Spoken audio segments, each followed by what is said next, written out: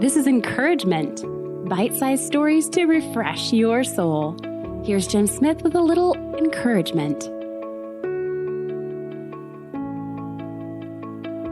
During 3 weeks in October of 2002, a series of coordinated shootings known as the D.C. sniper attacks caused great fear and terror in the Washington, D.C. area.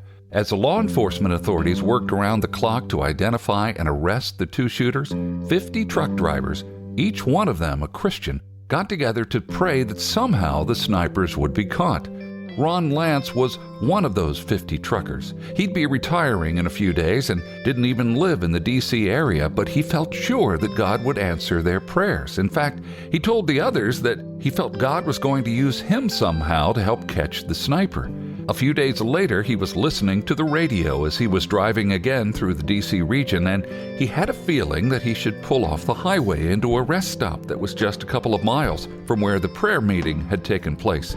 As he pulled into the rest stop, he was shocked to see a car similar to the one being described on the radio as the car belonging to the two snipers.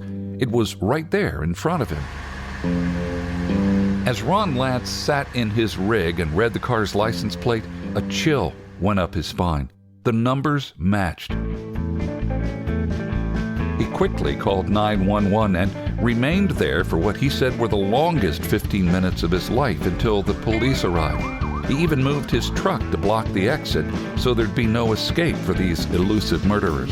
The rest is now history. The snipers were taken into custody that day without incident.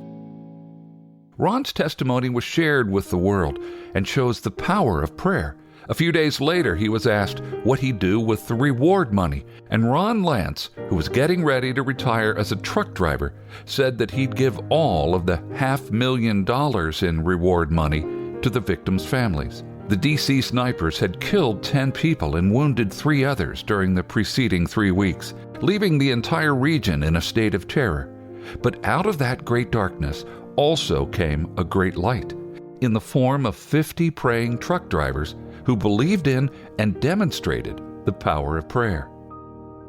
James 5:16 reminds us, the prayer of a righteous person has great power as it is working.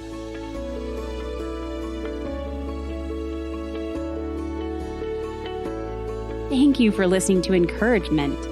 If you've been refreshed, don't forget to subscribe, leave a review, and share a little encouragement with someone you love. Encouragement is a podcast from Family Radio. These stories are just a taste of the stories you can hear every day. Listen at familyradio.org or find more encouragement on the Family Radio app.